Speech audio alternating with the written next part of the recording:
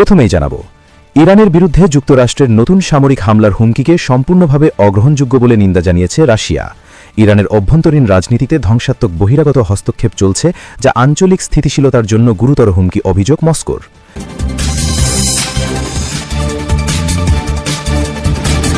এরপর জানাব, ইরানে চলমান বিক্ষোভকে কেন্দ্র করে আন্দোলনকারীদের উদ্দেশ্যে নতুন বার্তা দিয়েছেন সাবেক মার্কিন প্রেসিডেন্ট ডোনাল্ড ট্রাম্প। তার বক্তব্যকে বিক্ষোভ উস্কে দেওয়ার চেষ্টা হিসেবে দেখছে তেহরান।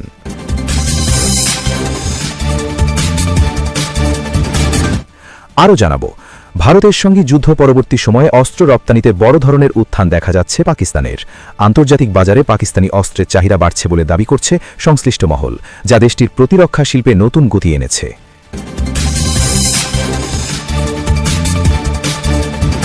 এদিকে ভারতের আরেকটি অঞ্চলকে নিজেদের দাবি করেছে চীন। বেইজিংয়ের এই অবস্থান নতুন করে সীমান্ত উত্তেজনা বাড়াতে পারে বলে আশঙ্কা করা হচ্ছে।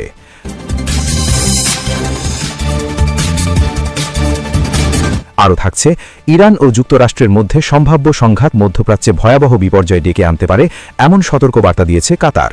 দেশটি কূটনৈতিক সমাধানের ওপর জোর দেওয়ার আহ্বান জানিয়েছে।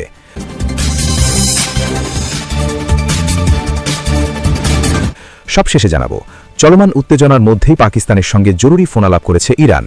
দুই দেশের মধ্যে আঞ্চলিক নিরাপত্তা ও সাম্প্রতিক পরিস্থিতি নিয়ে আলোচনা হয়েছে বলে জানা গেছে। এই ছিল আজকের আন্তর্জাতিক অঙ্গনের সবচেয়ে গুরুত্বপূর্ণ ও আলোচিত শিরোনামগুলো। কিছুক্ষণের মধ্যেই ফিরছি বিস্তারিত সংবাদ নিয়ে। তার আগে অনুরোধ রইল, প্রতিদিনের আপডেট সংবাদগুলো সবার আগে পেতে ভিডিওতে একটি লাইক দিয়ে চ্যানেলটি সাবস্ক্রাইব করুন। আর আপনি যদি ইরানকে ভালোবাসেন তবে কমেন্টে লিখুন আই লাভ ইরান, এবং আপনি যদি বাংলাদেশকে ভালোবাসেন তবে কমেন্টে লিখুন আই লাভ বাংলাদেশ। আপনার মতামত কমেন্ট বক্সে জানাতে ভুলবেন না।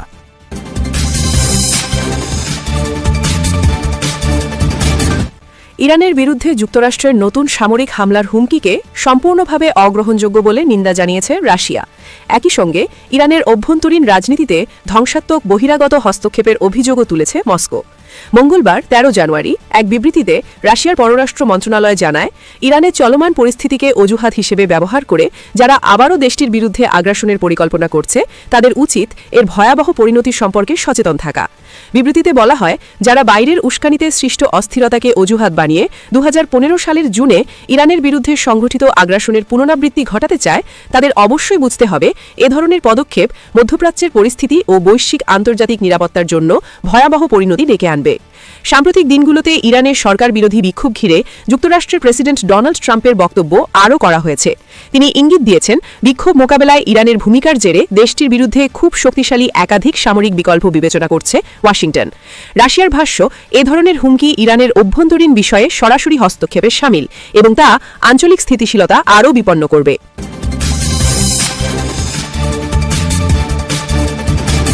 বিক্ষোভকারীদের উস্কে দিয়ে ট্রাম্পের নতুন বার্তা।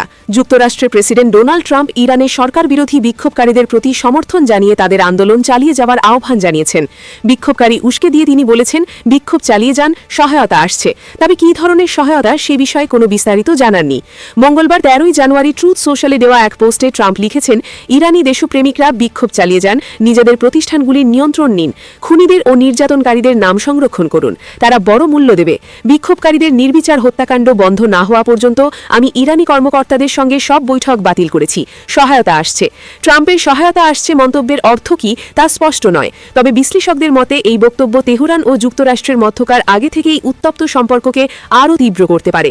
এর আগেই ট্রাম্প বলেছিলেন, ইরানের বিষয়ে যুক্তরাষ্ট্রের সামরিক বাহিনী খুব শক্তিশালী বিকল্প বিবেচনা করছে, যা ইরানি কর্মকর্তাদের কড়া প্রতিক্রিয়া ডেকে আনে। হোয়াইট হাউসের প্রেস সেক্রেটারি ক্যারোলিন লেভিট সাংবাদিকদের বলেন, প্রেসিডেন্ট যে অনেক বিকল্প বিবেচনা করছেন তার মধ্যে বিমান হামলাও রয়েছে। তবে তিনি যোগ করেন, কূটনীতি বরাবরই যুক্তরাষ্ট্রের প্রথম পছন্দ। এর আগেই ট্রাম্প ঘোষণা দেন, ইরানের সঙ্গে ব্যবসা করা দেশগুলির ওপর যুক্তরাষ্ট্রের সঙ্গে বাণিজ্যে ২৫% শুল্ক আরোপ করা হবে। এক বিবৃতিতে তিনি বলেন, এই মুহূর্ত থেকে কার্যকরভাবে ইসলামিক রিপাবলিক অফ ইরানের সঙ্গে ব্যবসা করা যে কোনো দেশ যুক্তরাষ্ট্রের সঙ্গে করা সব ধরনের ব্যবসার ওপর ২৫% শুল্ক দেবে।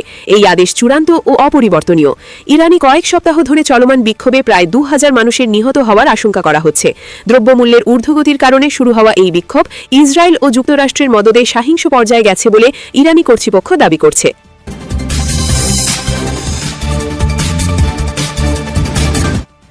ভারতের সঙ্গে যুদ্ধের পর কপাল খুলেছে পাকিস্তানের, অস্ত্র রপ্তানিতে জোয়ার। ভারতের সঙ্গে গত বছরের মে মাসে সামরিক সংঘাত পাকিস্তানের জন্য শুধু একটু নিরাপত্তা সংকটে ছিল না, বরং দেশটির প্রতিরক্ষা শিল্পের জন্য তা হয়ে উঠেছে বড় এক মোড় ঘোরানো ঘটনা। ওই যুদ্ধে নিজেদের সামরিক সক্ষমতা প্রদর্শনের পর আন্তর্জাতিক বাজারে পাকিস্তানি অস্ত্রের চাহিদা দ্রুত বেড়েছে। পাকিস্তানি সংবাদ মাধ্যম ডন জানায়, এই সংঘাতে পাকিস্তান শুধু চীনা প্রযুক্তি নির্ভর অস্ত্রই নয়, নিজেদের তৈরি সামরিক সরঞ্জামের কার্যকারিতাও তুলে ধরতে সক্ষম হয়। ব্যবহৃত অস্ত্রের মধ্যে ছিল JF-17 থান্ডার মাল্টিরোল যুদ্ধবিমান, আল খালিদ যুদ্ধ ট্যাঙ্ক, ফাতাহা সিরিজের guided multiple launch rocket system GMLRS। বিশেষ করে JF-17 যুদ্ধবিমান আবারও আলোচনায় আসে। পাকিস্তানের দাবি অনুযায়ী এই যুদ্ধবিমান ভারতের পাঞ্জাবের আদমপুরে মোতায়েন S-400 আকাশ প্রতিরক্ষা ব্যবস্থা ধ্বংস করতে সক্ষম হয়। 2019 সালে সংঘর্ষের পর এটি ছিল JF-17-এর দ্বিতীয় বড় যুদ্ধক্ষেত্র পরীক্ষা। পাকিস্তানের প্রতিরক্ষামন্ত্রী খাজা আসিফ সম্প্রতি জিও নিউজকে বলেন, আমাদের যুদ্ধবিমানগুলো এখন ব্যাটল টেস্টেড। আমরা এত বেশি অর্ডার পাচ্ছি যে 6 মাসের মধ্যে হয়তো পাকিস্তানের IMF-এর আর প্রয়োজন হবে না। বিশ্লেষকদের মতে দীর্ঘদিন আমদানি নির্ভর পাকিস্তানের অর্থনীতিতে অস্ত্র রপ্তানি নতুন বৈদেশিক মুদ্রার উৎস হিসেবে গুরুত্বপূর্ণ হয়ে উঠতে পারে। বার্তা সংস্থা রয়টার্স জানায়, ইন্দোনেশিয়া 40টিরও বেশি JF-17 যুদ্ধবিমান কেনার বিষয়ে পাকিস্তানের সঙ্গে অগ্রসর আলোচনা চালাচ্ছে। যুদ্ধবিমান ছাড়াও ড্রোন অন্তর্ভুক্ত থাকতে পারে এই চুক্তিতে। ইন্দোনেশিয়ার প্রতিরক্ষা মন্ত্রী পাকিস্তান বিমান বাহিনী প্রধান ও সেনা প্রধানের সঙ্গে পৃথক বৈঠক করেছেন। ইরাকি বিমান বাহিনী প্রধান যুদ্ধক্ষেত্রে পরীক্ষিত JF-17 যুদ্ধবিমান কেনার আগ্রহ প্রকাশ করেছেন। পাশাপাশি সুপার মুশাক প্রশিক্ষণ বিমান ও প্রশিক্ষণ সুবিধা নিতেও আগ্রহ দেখিয়েছে ইরাক। রয়টার্সের তথ্য অনুযায়ী সৌদি আরবের দেওয়া প্রায় $2 কোটি ঋণ JF-17 যুদ্ধবিমান কেনার চুক্তিতে রূপান্তরের বিষয়ে আলোচনা চলছে। পুরো চুক্তির সম্ভাব্য মূল্য প্রায় $400 কোটি। বাংলাদেশ ও পাকিস্তানের বিমান বাহিনী প্রধানদের বৈঠকে JF-17 যুদ্ধবিমান কেনা, সুপার মুশাক প্রশিক্ষণ বিমান সরবরাহ এবং পূর্ণাঙ্গ প্রশিক্ষণ কাঠামো নিয়ে আলোচনা হয়। লিবিয়ার সঙ্গে $multi-billion অস্ত্র চুক্তি সই করে পাকিস্তান। এতে JF-17 যুদ্ধবিমান সহ সুপার মুশাক প্রশিক্ষণ বিমান, স্থল, নৌ ও আকাশ 3 ক্ষেত্রের সামরিক সরঞ্জাম অন্তর্ভুক্ত রয়েছে। প্রসঙ্গত, গত বছরের 7 মে ভোরে পাকিস্তানে হামলা চালায় ভারত। পাল্টা জবাবে দ্রুত প্রতিরোধ গড়ে তোলে পাকিস্তান। সংঘাতে ভারতের একটি রাফাল যুদ্ধবিমান সহ একাধিক যুদ্ধবিমান ভূপাতিত হয়েছে বলে পাকিস্তানের দাবি। পাল্টা হামলায় ভারতের বিভিন্ন স্থাপনায় আঘাত হানে পাকিস্তান, যার ফলে দুই দেশের মধ্যে উত্তেজনা চরমে পৌঁছায়। পরে মার্কিন প্রেসিডেন্ট ডোনাল্ড ট্রাম্পের হস্তক্ষেপে যুদ্ধবিরতিতে সম্মত হয় নয়াদিল্লি ও ইসলামাবাদ। সূত্র ডন নিউজ।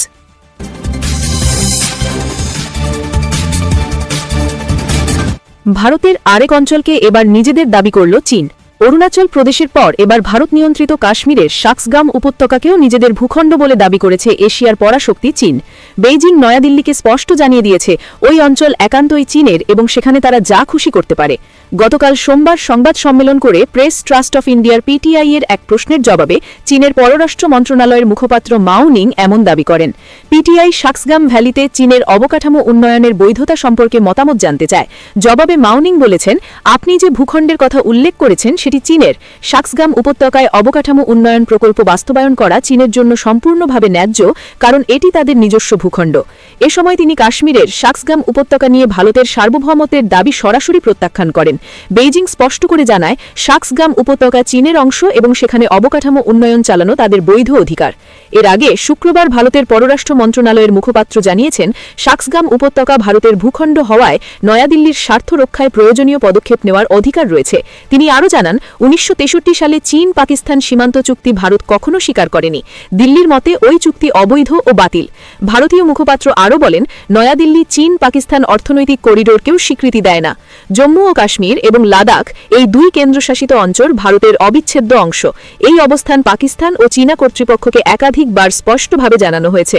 এর জবাবে চীনের মুখপাত্র মাও নিং বলেন, 1960 সালের দশকে চীন ও পাকিস্তান একটি সীমান্ত চুক্তি স্বাক্ষর করে এবং দুই দেশের মধ্যে সীমান্ত নির্ধারণ করা হয়, যা তিনি দুটি সার্বভৌম দেশের অধিকার বলে উল্লেখ করেন। CPEC প্রসঙ্গে তিনি বলেন, চীন পাকিস্তান অর্থনৈতিক করিডর একটি অর্থনৈতিক সহযোগিতা উদ্যোগ, যার লক্ষ্য স্থানীয় সামাজিক অর্থনৈতিক উন্নয়ন ত্বরান্বিত করা এবং জনগণের জীবন মান উন্নত করা। চীন পাকিস্তান সীমান্ত চুক্তি ও CPEC কাশ্মীর ইস্যুতে চীনের অবস্থানকে প্রভাবিত করে না। এ বিষয়ে চীনের অবস্থান অপরিবর্তিত রয়েছে। ভারত ও চীনের মধ্যে দীর্ঘদিন ধরেই সীমান্ত বিরোধ রয়েছে। তবে 2024 সালে দুই দেশ হিমালয় অঞ্চলের সীমান্তে সামরিক উত্তেজনা কমাতে একটি গুরুত্বপূর্ণ সমঝোতায় পৌঁছায়। 2020 সালে ওই সীমান্তে সংঘর্ষে ভারতের 20 জন ও চীনের 4 জন সেনা নিহত হয়। এবার অরুণাচল ও কাশ্মীরের সীমান্তে নতুন করে উত্তেজনা বাড়ছে। সূত্র চীনা পররাষ্ট্র মন্ত্রণালয়, টাইমস অফ ইন্ডিয়া।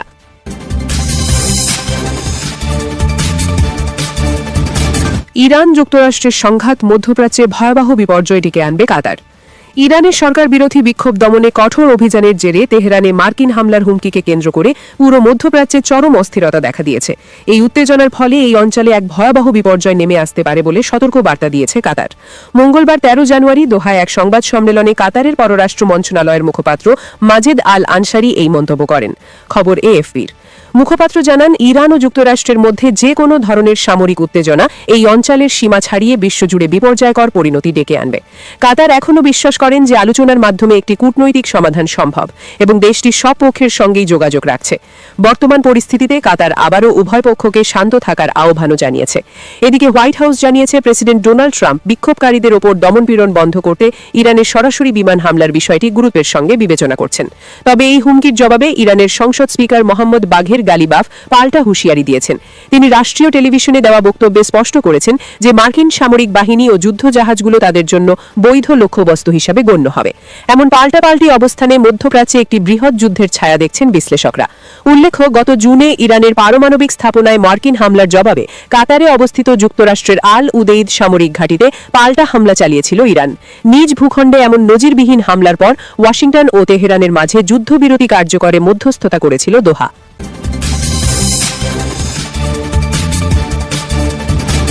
উত্তেজনার মধ্যেই পাকিস্তানের সঙ্গে জরুরি ফোনালাপ ইরানের।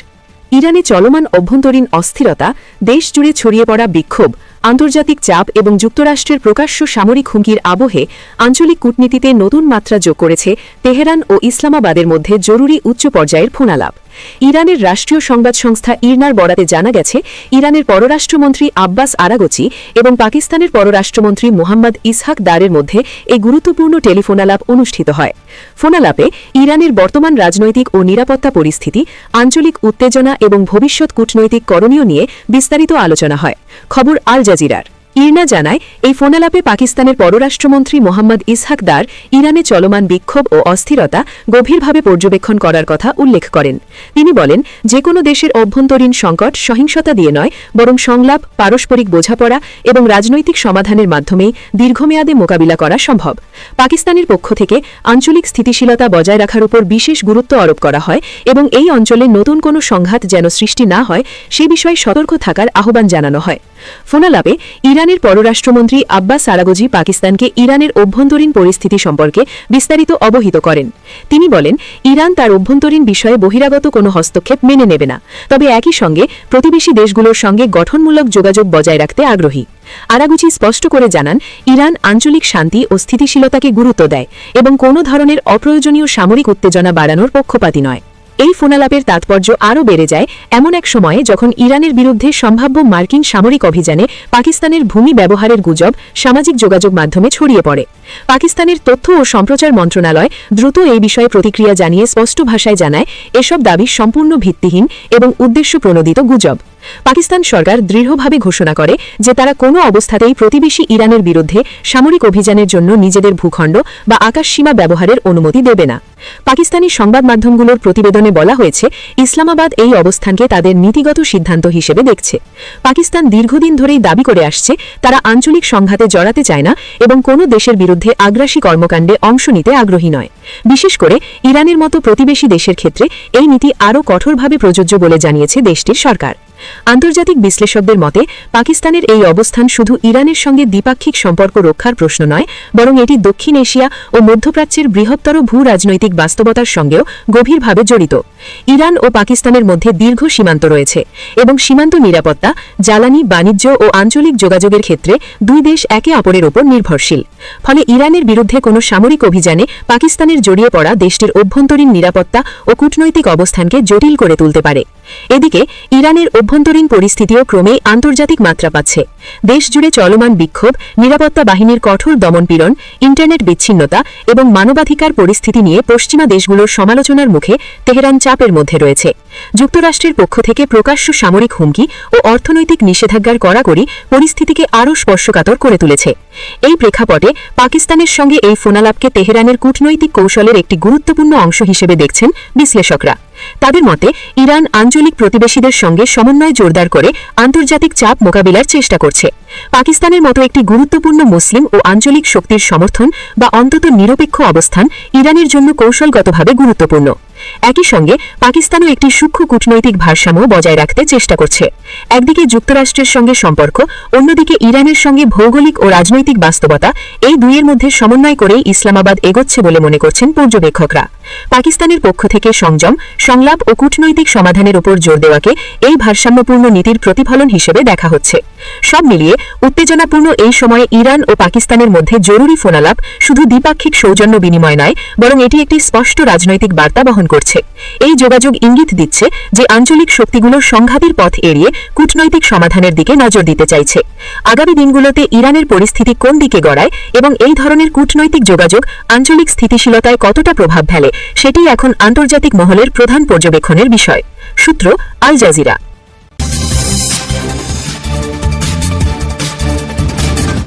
প্রথমেই জানাব, ইরানের বিরুদ্ধে যুক্তরাষ্ট্রের নতুন সামরিক হামলার হুমকিকে সম্পূর্ণভাবে অগ্রহণযোগ্য বলে নিন্দা জানিয়েছে রাশিয়া।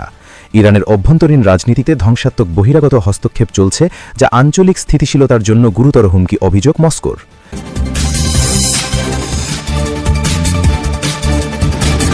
এরপর জানাব, ইরানে চলমান বিক্ষোভকে কেন্দ্র করে আন্দোলনকারীদের উদ্দেশ্যে নতুন বার্তা দিয়েছেন সাবেক মার্কিন প্রেসিডেন্ট ডোনাল্ড